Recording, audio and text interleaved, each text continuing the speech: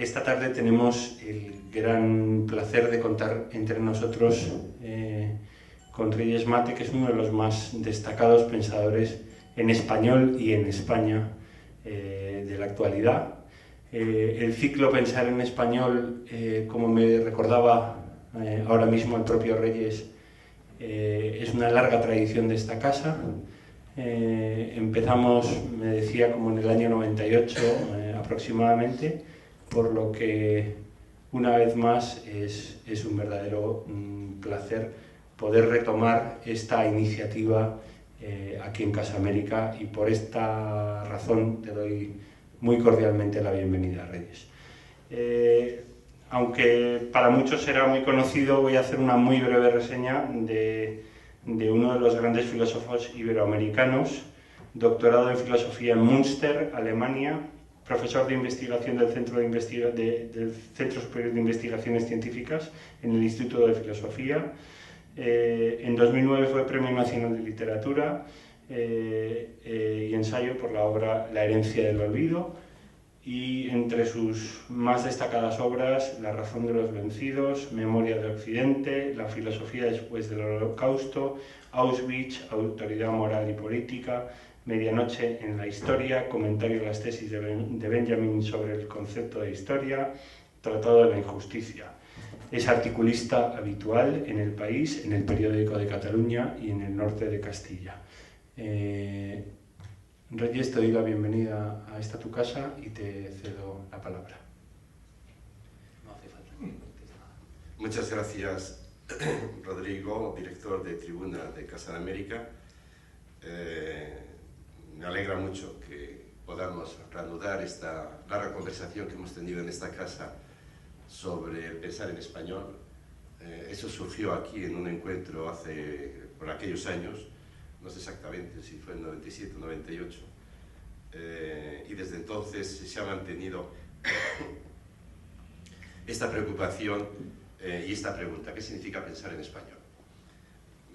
Hace un par de semanas tuvimos un encuentro en el Instituto de México de aquí, de Madrid, para presentar un libro de un filósofo uruguayo en México, Carlos Pereda, un libro que se titulaba La filosofía en México en el siglo XX. El libro es muy interesante y tiene un capítulo en el que yo tenía que presentar el libro, en el que me detuve, porque el título de ese capítulo dice así: pensar en español, un pseudo problema, se pregunta él.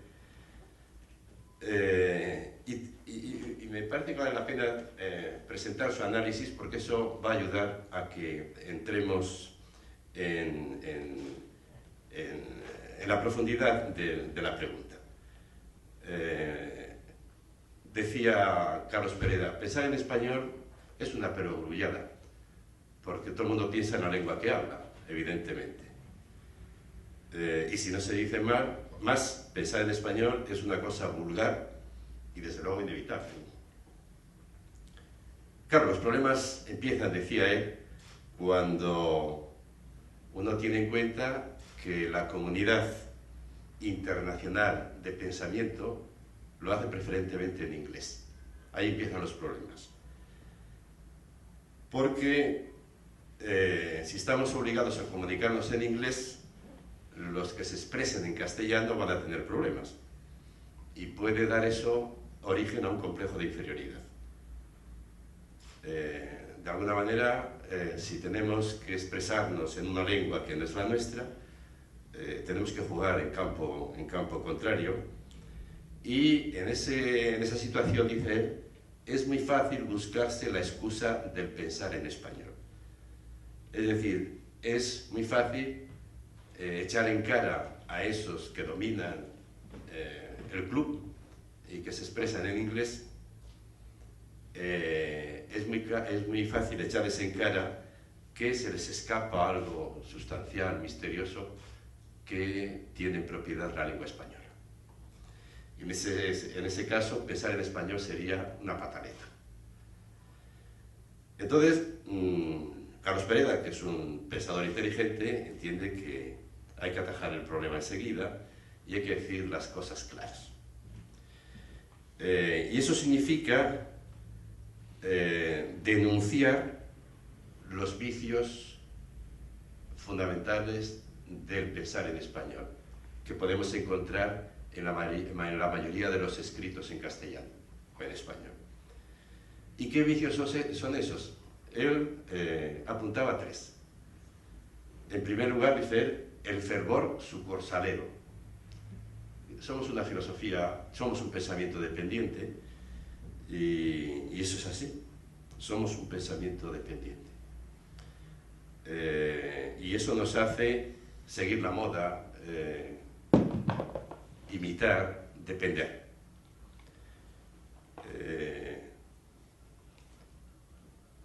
Mi generación,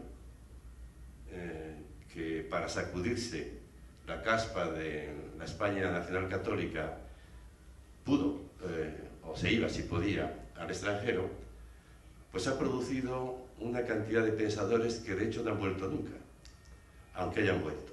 A que haya regresado no han vuelto nunca, se han quedado en el lugar al que fueron y siguen interesándose por los temas que estudiaron, siguen vibrando con las polémicas que se producen en esos lugares, en Oxford, en Berlín, en Roma o en Turín, como si estuvieran allí todavía. Por eso digo que nunca han regresado, siguen siendo dependientes. Y ahí tendríamos, ¿no?, el primer vicio, el fervor sucursalero, el ser un pensamiento dependiente. Y eso vale para Latinoamérica y para España. En segundo lugar, el segundo gran vicio sería el afán de novedades. Nos encanta estar a la última sin haber pasado por la penúltima, ¿no? En España nos hemos hecho posmodernos sin haber pasado realmente por la modernidad. Y eso es una forma de ponerse a la altura de las circunstancias, pero que refleja el mismo problema, el problema de un pensamiento inseguro, un pensamiento dependiente, y que lo satisface o lo suple con estar a la última. Estar a la última puede impactar, pero realmente de poco sirve estar a la última si no es el resultado, ¿no?, de un proceso que supone estar a la penúltima. Bueno, junto a esos dos vicios, el de afán de novedades y el afán sucursalero, están los que quieren resolver la cuestión diciendo hay una alternativa a esas debilidades de nuestro pensamiento, y aparece entonces el tercer vicio, lo que Carlos Pereira llama el entusiasmo nacionalista. Nada como lo nuestro, nada como lo nuestro. Y entonces se plantea sacudirse la dependencia, sacudirse este afán de mirar al exterior, sacudírselo, valorando lo propio. Y se empieza a hablar, por ejemplo, de una filosofía venezolana, de una filosofía bolivariana, de una filosofía ecuatoriana, mexicana, etc. Bueno, después de este repaso a los vicios que él piensa detectar en los escritos en español, pues Carlos Pereira quiere leerles la cartilla. Y eso significa sacar una conclusión. Y la conclusión que saca y que nos interesa para el tema que nos ocupa es la siguiente. Dice, está claro, tras lo dicho, que la expresión pensar en español no hace referencias al problema que se cree importante, sino a un pseudoproblema. Un pseudoproblema que en el mejor de los casos solo nos hace perder el tiempo. Es decir, pensar en español estaría apuntando a un falso problema, y el falso problema consistiría en tachar de altanero o excluyente a ese club de pensadores privilegiados que protagoniza hoy lo que podríamos llamar la conversación de la humanidad, y que lo hace en inglés. Ese es el falso problema. Y lo que habría que hacer era tomar conciencia del verdadero problema. Y el verdadero problema es que nosotros ahí pintamos poco, y lo que hay que hacer es mejorar la nota y no perder el tiempo. Bueno, yo cuando leí esto y lo expuse le decía, sin estar en desacuerdo con muchos de los análisis que hace,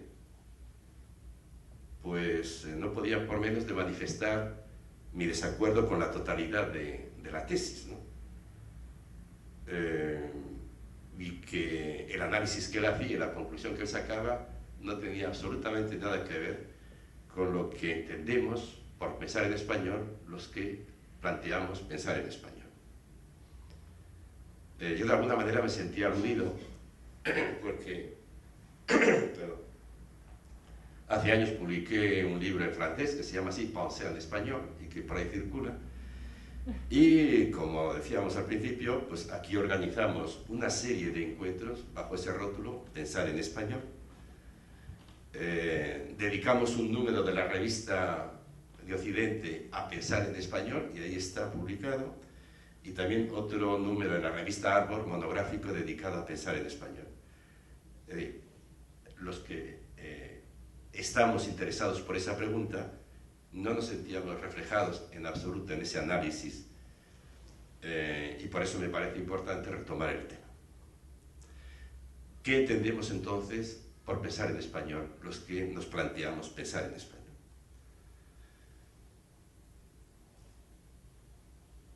Lo que debo decir es que lo que nos ha movido a hacer esa pregunta no es el sentido imaginado de esa conversación de la humanidad, ¿no?, que llevan a cabo los grandes nombres y que la llevan en inglés. Es verdad que tenemos en cuenta algunos factores, pero lo que nos mueve es lo que luego diré. Pero es verdad que tenemos en cuenta algunos factores. Tenemos en cuenta el hecho de que hoy el monopolio de la industria cultural está en inglés, eso es evidente. Y eso tiene una importancia económica muy grande, pero también una importancia cultural e intelectual. La industria cultural está monopolizada por el inglés, por empresas en inglés, por universidades en inglés. Eso lo tenemos en cuenta. Y si lo tenemos en cuenta es porque nos planteamos un lugar en este vasto mundo globalizado, monopolizado por una lengua. También tenemos en cuenta, pues, una idea que dicha así parece una exageración, pero que tiene su historia. La idea esa que parece exagerada es ese dicho de Heidegger en esa entrevista póstuma, una entrevista que le hacen a Heidegger en 1966 y que se publica en mayo de 1976, 10 años después de hecha, que es cuando él muere.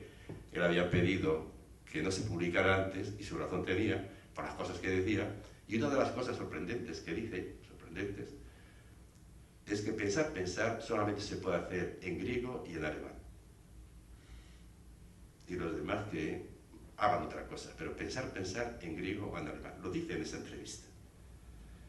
Digo que es una butad, podría parecer una butad, pero no es así. Pertenece a una tradición de pensamiento europeo que formalizó todas las ideas que circulaban por ahí, que las puso en orden, las catalogó y las puso una nota, que era Heidegger, una especie de notario del pensamiento mundial, y este notario, Hegel, el pensador alemán, él decía, a la altura de su tiempo,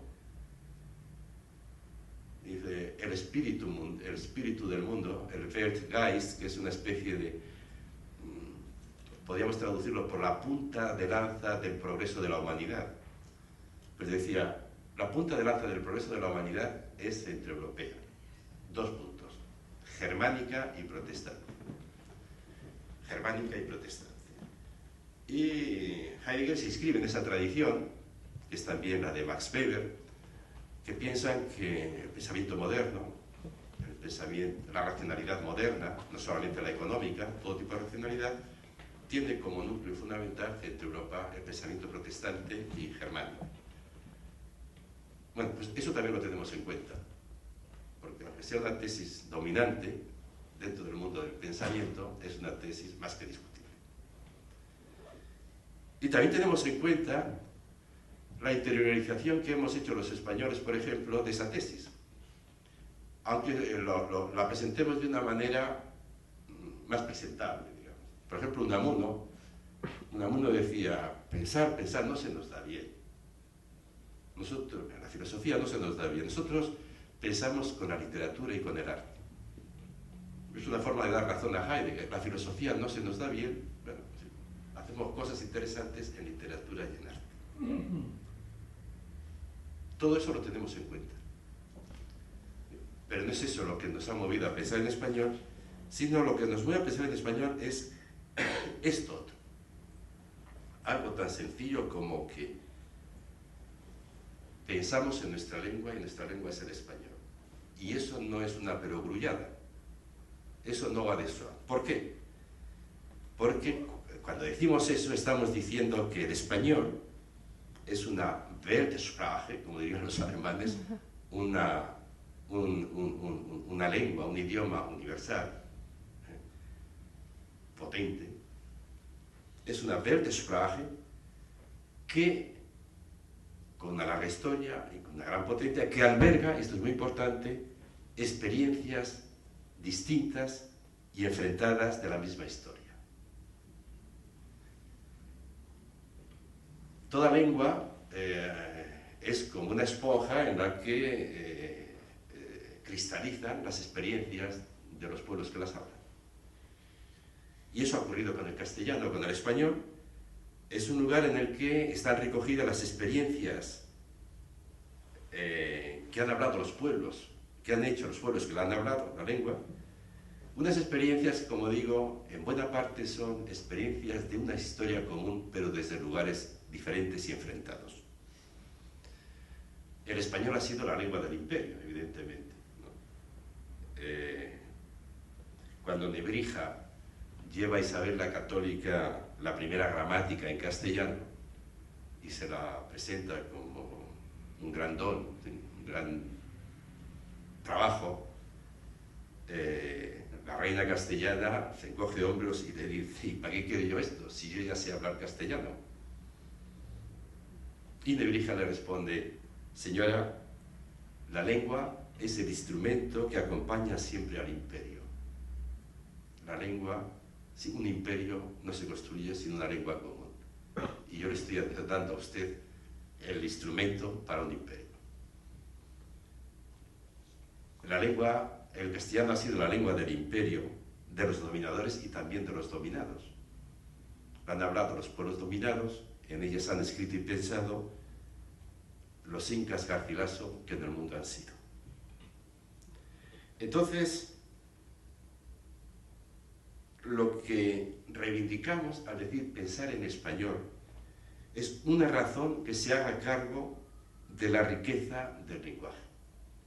Una razón, una racionalidad que se haga cargo de la riqueza del lenguaje que hablamos. Que no lo empobrezca al pensarla. Que la racionalidad no empobrezca la riqueza del lenguaje. Y ese empobrecimiento es lo que está ocurriendo en este momento con el inglés. Ese empobrecimiento es el que necesitan los imperios con su lengua, llevar a cabo los imperios con su lengua. Pongo un ejemplo.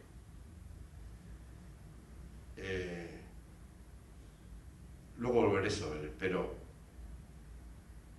los grandes teóricos, por ejemplo, en este momento de la justicia, son norteamericanos. Y entienden que para entender lo que es la justicia, es decir, si queremos descubrir los criterios universales de lo que es justo, tenemos que recurrir al lenguaje, pero a un lenguaje que no tenga en cuenta las experiencias que alberga. A un lenguaje que haga abstracción de que hay ricos y de que hay pobres. Un lenguaje, si quiere ser universal, como quiere ser la lengua del imperio, tiene que entender que todos los que lo hablan o que lo pueden hablar, todos lo hablan desde la misma situación y, por tanto, que olviden la situación en la que se encuentren. Eso es lo que yo llamo un empobrecimiento del lenguaje. Y eso es lo que no planteamos cuando hablamos de pensar en español. Cuando hablamos de pensar en español, queremos que el lenguaje juegue con toda su riqueza. y por tanto tenga en cuenta la memoria. Tenga en cuenta la memoria. Pensar en español es reivindicar un logos con memoria. Un logos con memoria. Que no haga abstracción de la experiencia histórica, que no haga abstracción, por tanto, del tiempo, sino que lo tenga en cuenta. El logos con memoria, evidentemente, no es un invento del pensar en español. Sin embargo, es una novedad, en el sentido de que hoy, quien quiera pensar universalmente, tiene, por la fuerza de los hechos, que pensarlo atemporalmente, sin tener en cuenta el tiempo. Y en ese sentido, pensar con tiempo, pensar con memoria, es una novedad, pero no es un invento nuestro, no es original, porque ese Heidegger al que yo me refería antes, que aunque murió siendo nazi, sin embargo fue un grandísimo pensador, evidentemente, cuando él se plantea qué significa pensar,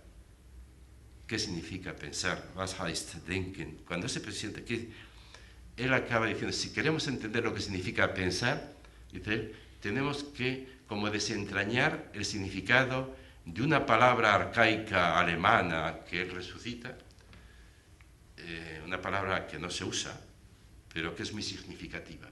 La palabra esa arcaica es Gedank, y Gedank encierra dos significados, Gedächtnis y Danken. Gedächtnis es la memoria y Danken es el agradecimiento. Dice, esa es la sustancia del pensar. La sustancia del pensar tiene que ver con memoria y con acogida, con recibimiento. Eso es lo que reivindicamos. Lo que pasa es que, dado que no se usa, hacerlo es una novedad, aunque no sea una originalidad.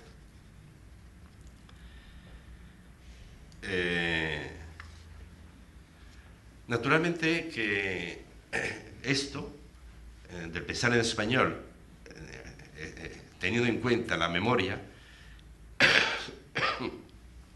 no se lleva. Me refería hace un momento al caso de la justicia, y me voy a detener un momento más en ello.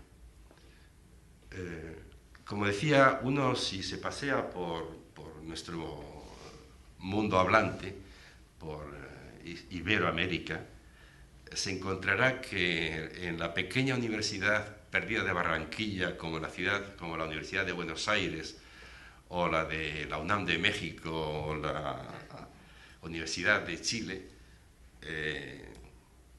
se piensa de la misma manera sobre el tema de la justicia, de la misma manera.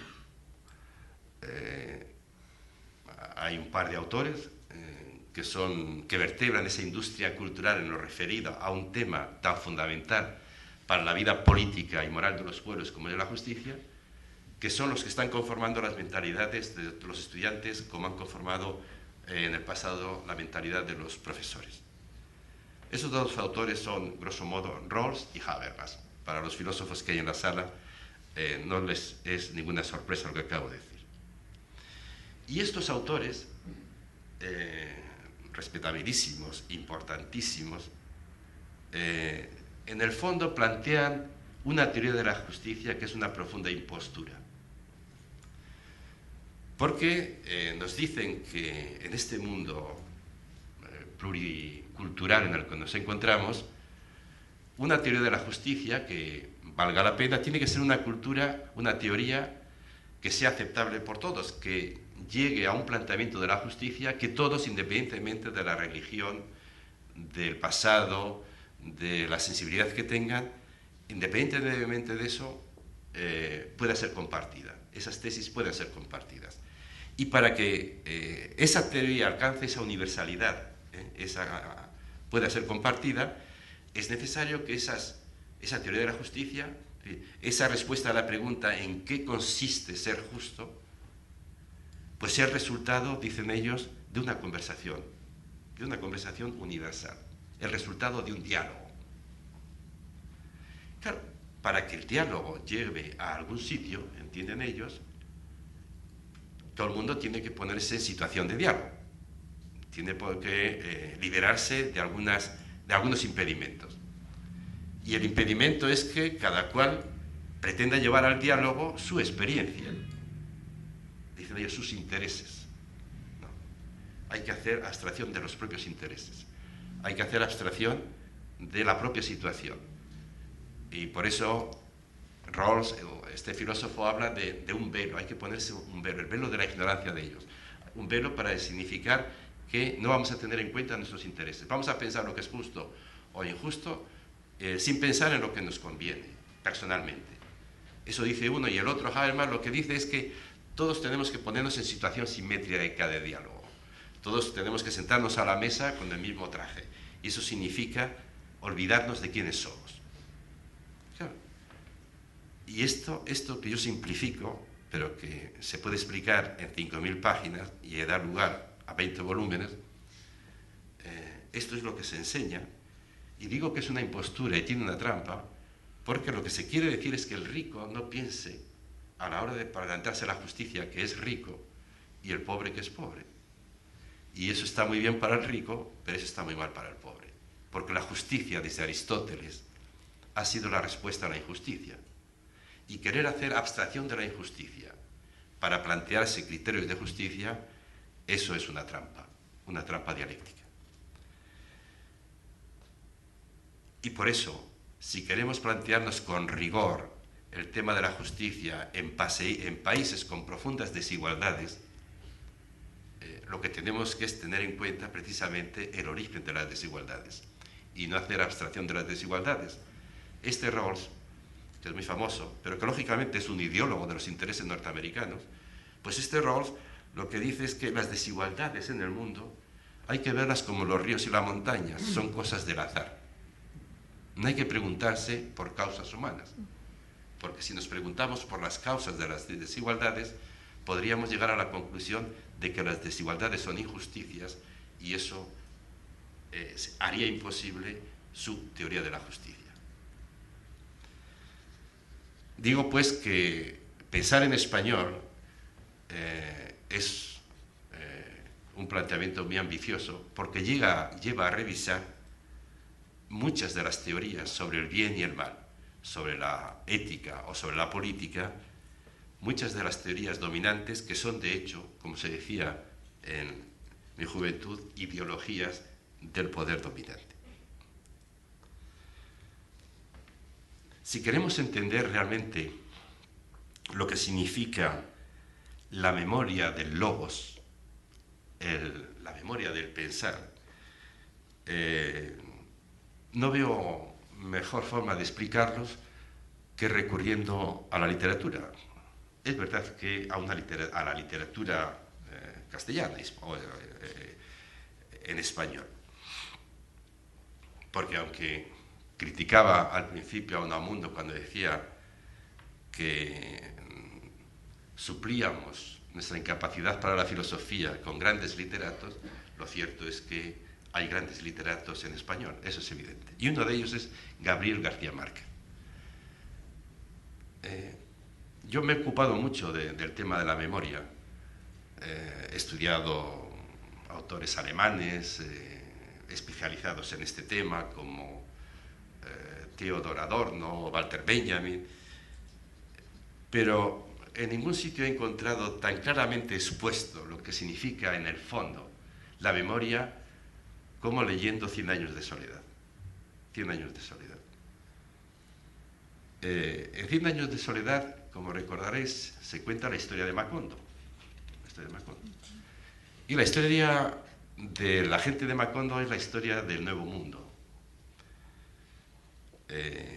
Esa gente, la gente de Macondo, nacen, si recordáis bien, nacen con un problema, con una enfermedad. Nacen apestados. Son víctimas de la peste del olvido. Tienen la enfermedad del olvido. Son apestados del olvido.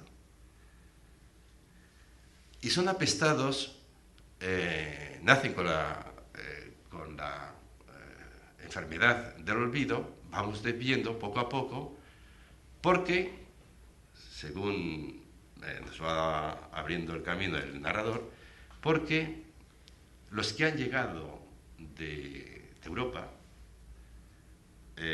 son portadores de una, digamos, filosofía de la historia, de una explicación del mundo, de la historia de los pueblos. Y entienden, los recién llegados, esos que vienen del viejo continente, que ellos son,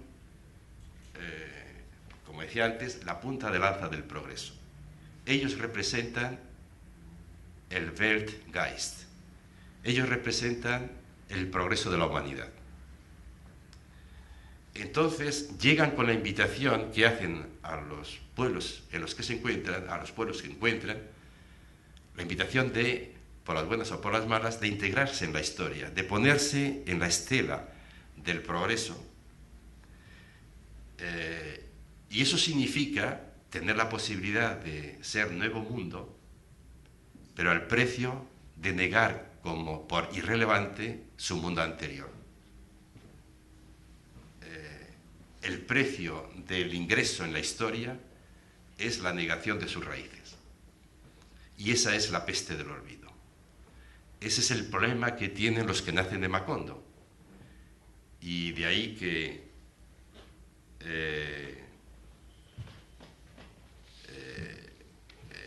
García Márquez, en una novela anterior, en Los funerales de la mamá grande, deja las cosas claras. En un momento de la obra, dice uno de los personajes: esta es, incrédulos del mundo entero, la verídica historia de la mamá grande, soberana absoluta del reino de Macondo. Dice, y si queréis saber cuál es la verdadera historia, dice, es la hora de recostar un taburete a la puerta de la calle y empezar a contar los pormenores de esta conmoción nacional antes de que tengan tiempo de llegar los historiadores. Si queremos saber lo que ocurrió, contémoslo antes de que lleguen los historiadores. Los historiadores, no sé si habrá alguno en la sala, se molestan mucho cuando oyen esto, porque tenemos la idea de que la historia es la relación, es la narración de los hechos ocurridos.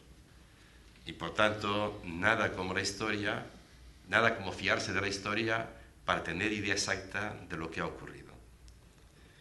Aquí García Márquez dice, más vale que contemos lo ocurrido y por tanto más vale que recurramos a la memoria para saber lo que ha ocurrido y dejemos fuera la historia. Esta distinción entre memoria e historia, memoria relacionada con el relato literario y la historia mucho más relacionada con una estructura explicativa científica del pasado, se explica porque los historiadores a los que él se refiere son los que están explicando a los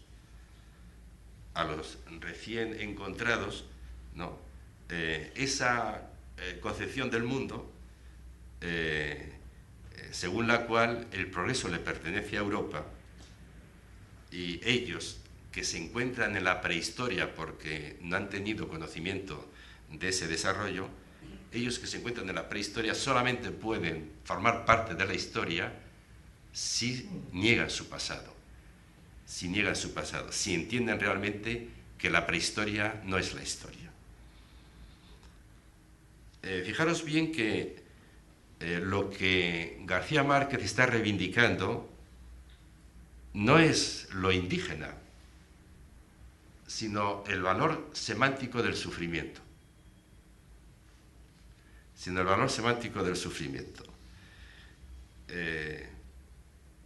El olvido no es tanto no tener en cuenta algo que ocurrió.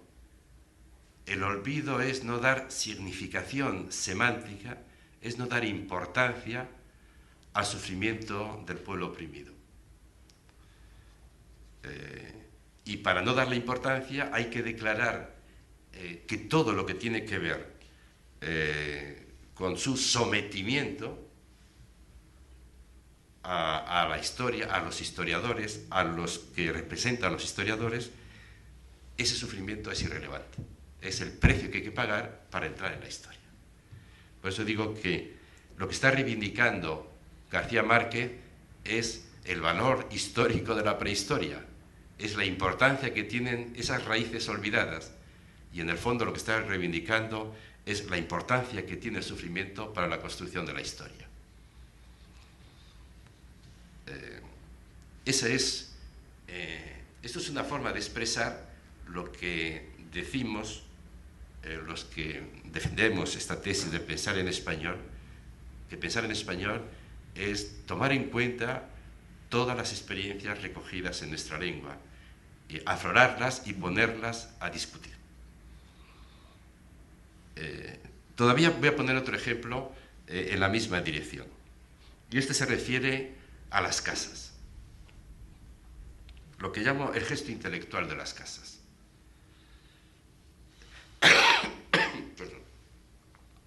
Hace año y medio tuvimos un acto en esta casa, el día, me parece que era el día, fue un 21 de diciembre del 2011,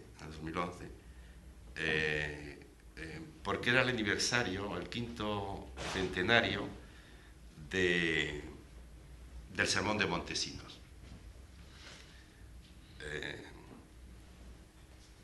¿Qué es esto?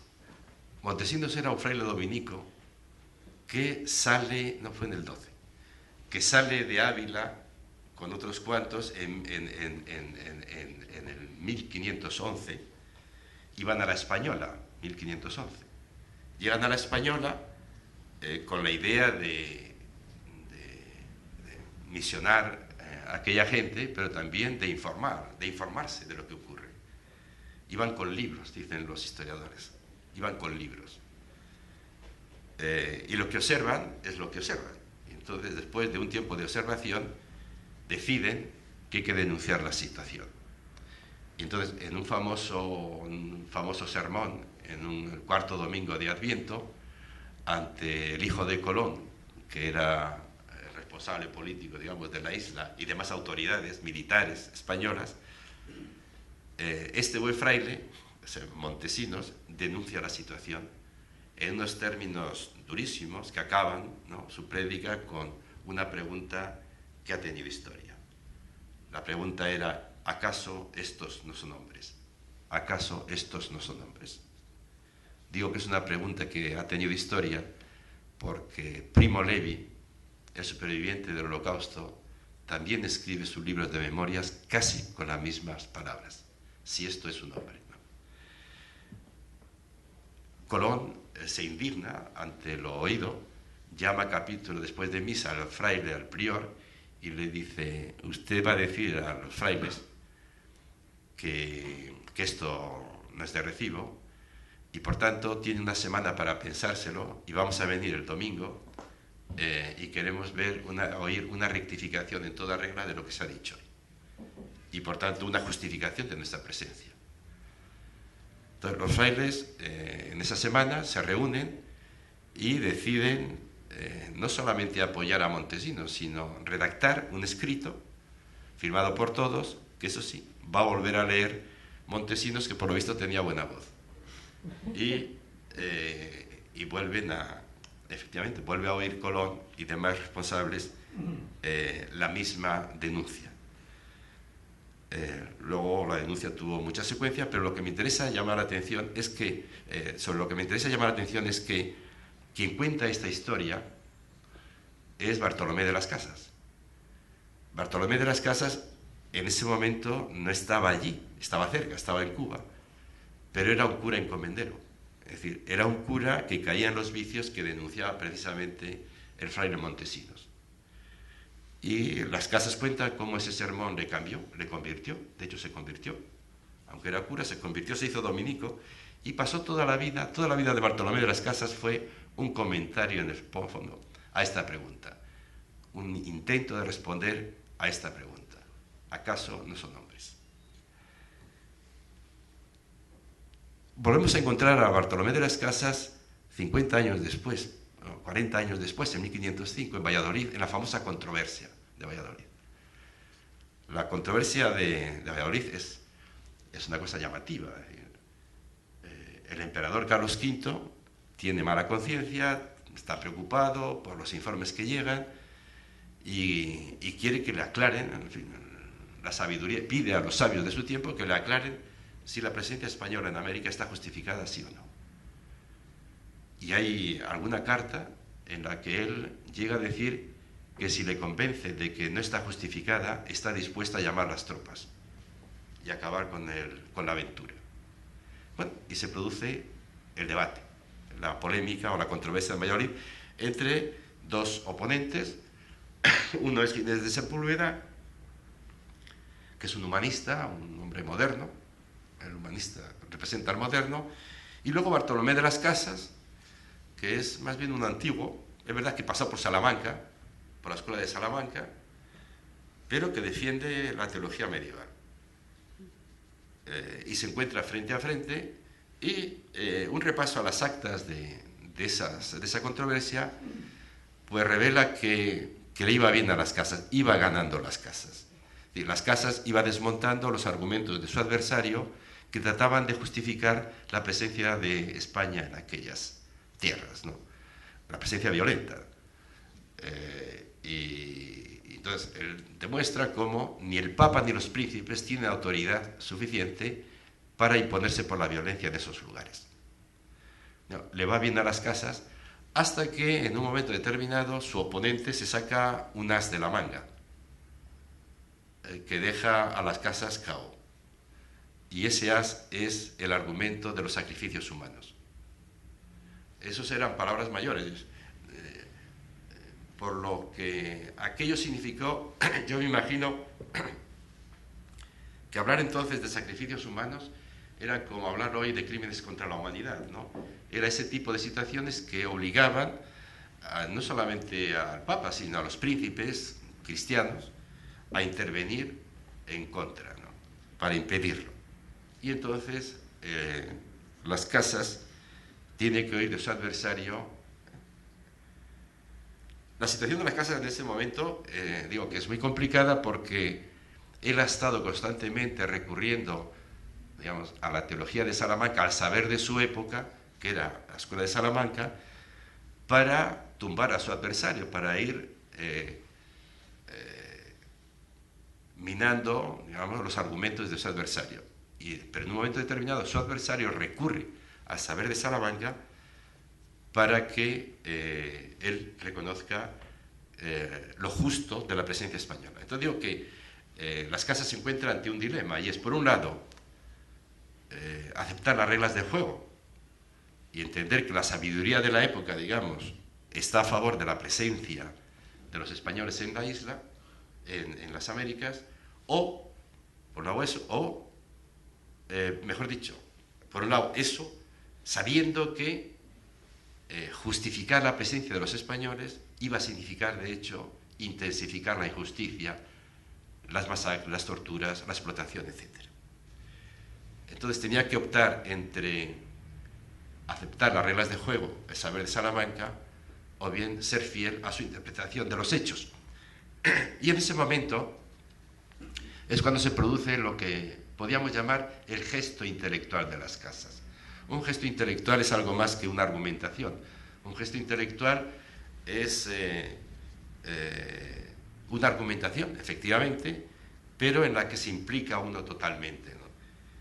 Y entonces el gesto de las Casas consiste, dice él, en mandemos a paseo a Aristóteles. Le podía haber mandado a otro sitio, pero mandemos a paseo a Aristóteles. Es decir, lo que él no puede aceptar es que haya una verdad que sea injusta. No puede aceptar una verdad que sea inmoral. Y si, de acuerdo con los cánones de la época, sería justo o sería verdadero el argumento de que si hay crímenes, si hay sacrificios humanos, habría que intervenir, si eso dice el saber de la época, él piensa que por encima del saber y de la verdad filosófica está una verdad moral que hay que tener en cuenta. Verdad y justicia no pueden ir desunidas, dice. Y entonces manda a paseo la sabiduría de su tiempo. Este es un gesto que me parece que pertenece al pensar en español. Vivimos una fase histórica en la que relacionamos la verdad con objetividad,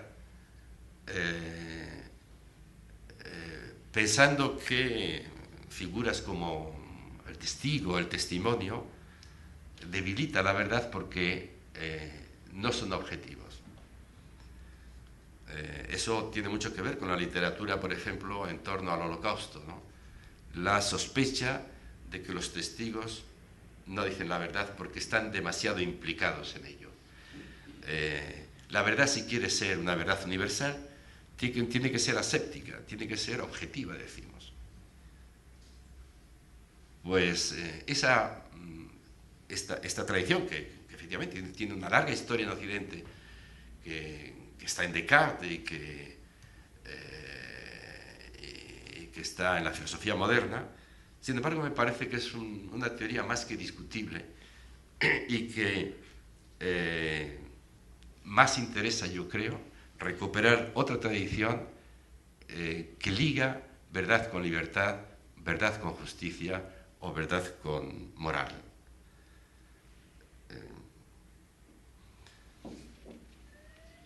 Entonces, pensar en español tiene estas connotaciones a las que me estoy refiriendo. Pensar en español es tomarse en serio la riqueza del lenguaje y no hacer abstracción de él. Pensar en español es pensar con memoria y tener en cuenta, por tanto, la importancia que tiene el sufrimiento en la construcción de la verdad. No es verdad, frente a lo que dice García Márquez, no es verdad lo que dice Hegel cuando, explicando en su filosofía de la historia la significación del sufrimiento, algo que él observa. Un observador como Hegel no se le escapa que la historia se ha construido sobre cadáveres. Y entonces él se para en un momento y se pregunta, pero ¿y esto qué significa? ¿Cómo es posible que el ser humano no sepa hacer nada más que con sangre, con muertes y con torturas? Y la pregunta, el asombro le dura 2 páginas, porque rápidamente se tranquiliza y nos tranquiliza diciendo, es el precio del progreso. Tranquilos, eso es así. Bueno, pues no es así. Precisamente lo que dice García Márquez, el significado profundo del concepto de memoria, la memoria del logos, es que el sufrimiento es la condición de toda verdad. A eso llega también Adorno, analizando la significación del Holocausto. Al final, todas sus muchas páginas sobre el Holocausto se resumen en una sentencia, al final de su estudio, en la dialéctica negativa, cuando dice entender que dejar hablar al sufrimiento es la condición de toda verdad. No hay verdad sin tener en cuenta la significación del sufrimiento sobre el que se construye la historia. Y pensar en español significa tomar en serio el gesto de las casas, que ante el dilema de una racionalidad aséptica y de una racionalidad comprometida, opta claramente por una racionalidad comprometida. Yo creo que es importante hablar de pensar en español porque me parece que el pensar en español es un pensar encogido, ¿no? Nos hemos soltado mucho los españoles, por ejemplo, en deportes y en el arte, ¿no? Pero no en el pensamiento, tampoco en la ciencia. Pero el que en la ciencia no ocupemos un lugar muy destacado podría explicarse porque los resultados científicos están en función de los medios económicos que se pongan, ¿no? De los recursos que se pongan.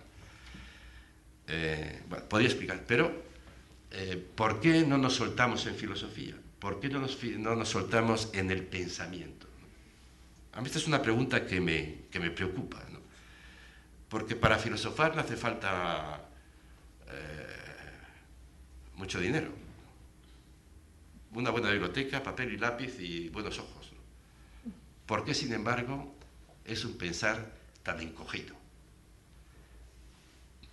Hay desde luego causas históricas, ¿no?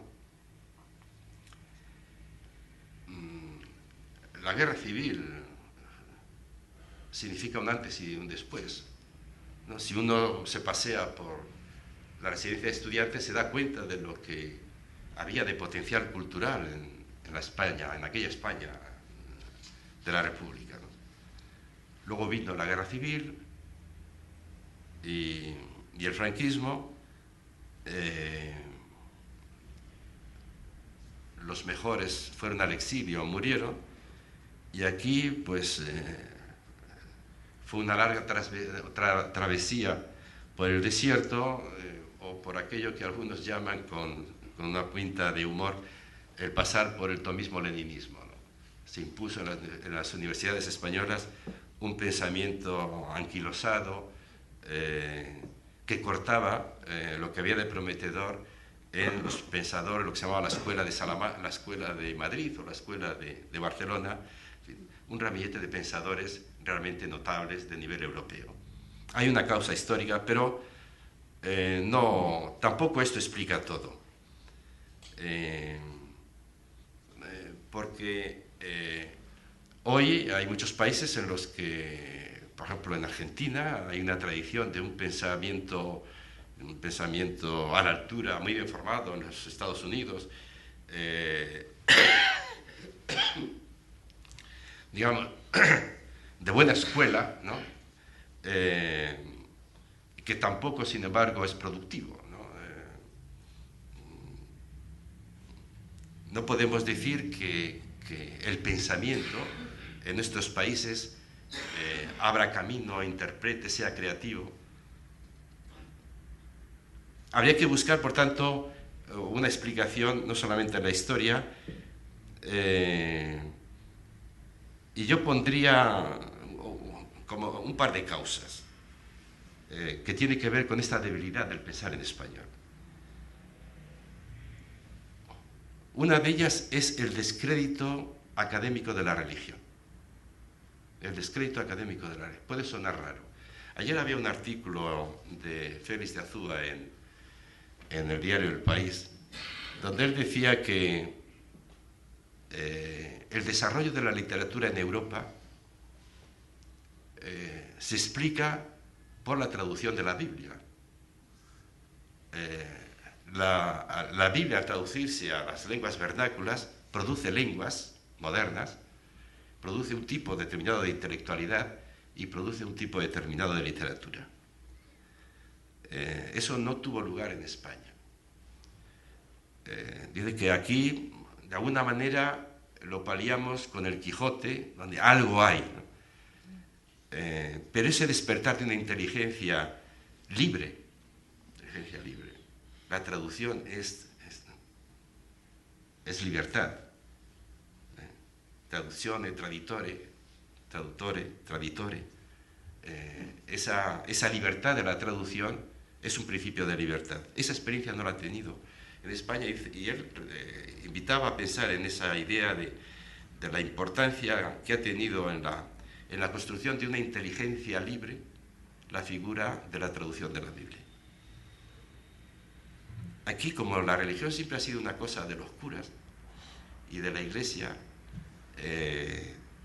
ha dejado o no ha conseguido fecundar la vida del pensamiento. Es impensable el pensamiento alemán precisamente sin esa tradición teológica, ¿no? Américo Castro, ¿no?, cuando explica su conversión después de la guerra y del exilio, y se esfuerza por entender el cainismo español, encuentra la clave en algo, dice él, en lo que nosotros los españoles normalmente no hemos reparado, y es lo que ha significado un país surcado por las tres religiones. Cómo ahí están las claves, ¿no?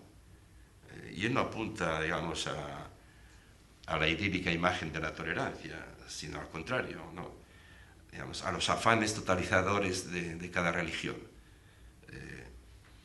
cómo han dominado la pugna entre las creencias, y eso se ha traducido luego a cualquier campo, y ahí encuentra él la explicación de muchos de los males de nuestro tiempo. Yo me pregunto, ¿no? Si aquí no hay un problema, no tenemos un problema. Hemos desacreditado la capacidad semántica de la religión o de la teología, porque aquí siempre ha estado del lado de la Inquisición o del lado de los obispos, y no nos hemos dado cuenta de que hay una tradición que es la que explica la intelectualidad europea. En segundo lugar,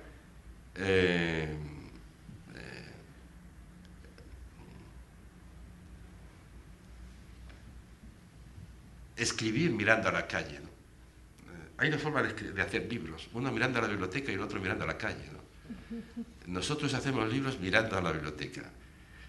Si uno lee un libro español, un ensayo, le llama la atención enseguida una cosa, es la cantidad de citas que hay. Uno lee un ensayo alemán y apenas 6 citas, ¿no? Porque lo que interesa es el discurso propio que tienes.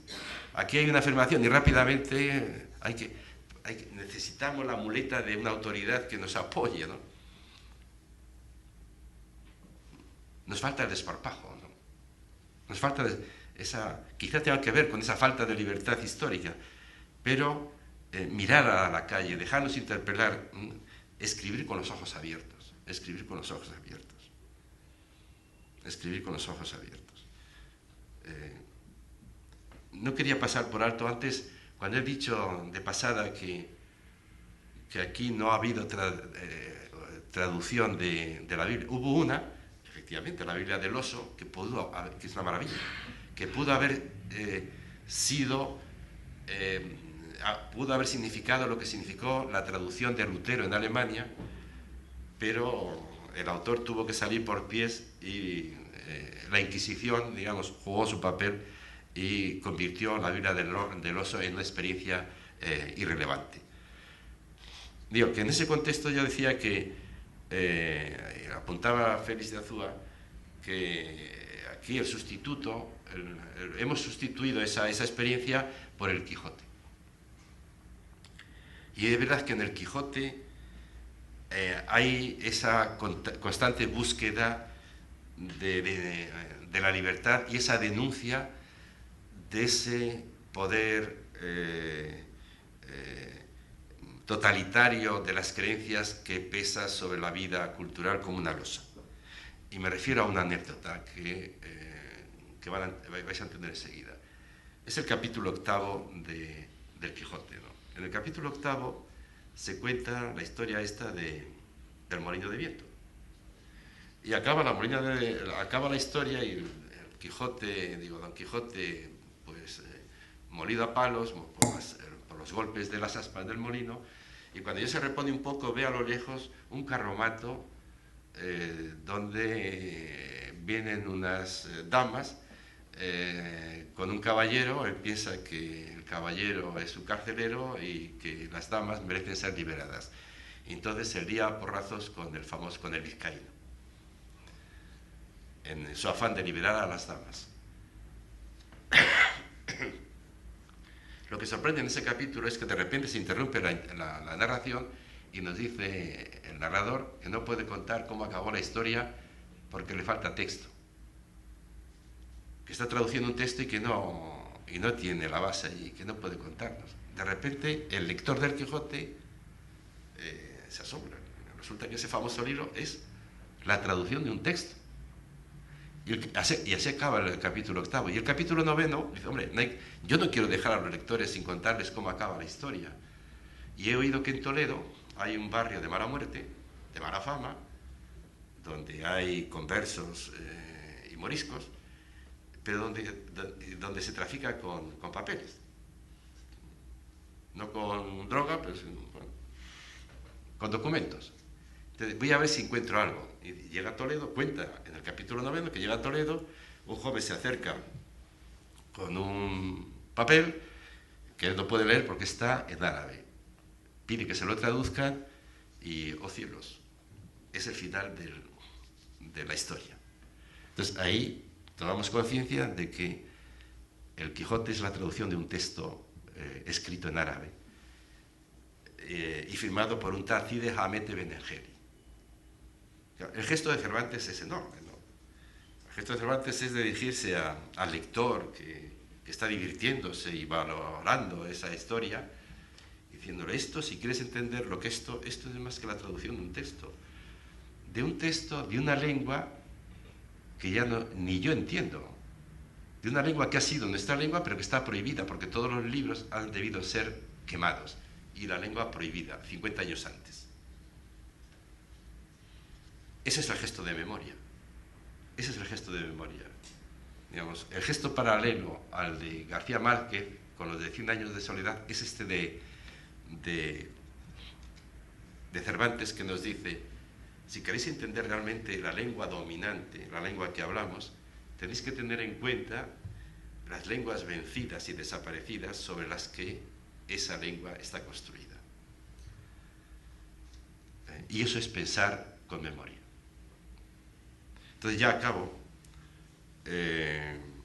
diciendo que esto de pensar en español no es una españolada, no es un gesto castigista, ¿no? Es la reivindicación de una forma verdadera de pensar. Y al decir forma verdadera de pensar, decimos que es una forma que debería ser verdadera en español y en inglés y en alemán y en cualquier idioma, pero que nosotros podemos llevarlo a cabo porque tenemos esa ventaja sobre otros, digamos, de que tenemos una historia común desde lados enfrentados. Y no me refiero solo al conquistador y los conquistados, me refiero a esa España a la que se refieren los exiliados, Américo Castro o María Zambrano, esa España cainita del enfrentamiento de las dos Españas, ¿no? Que solamente se superará cuando se enfrenten dialécticamente y no se ignoren, no se odien. Por tanto, un pensar que esté al servicio de la comprensión de la realidad y no un pensar que piensa que puede alcanzar la realidad haciendo abstracción de sus experiencias. Nada más.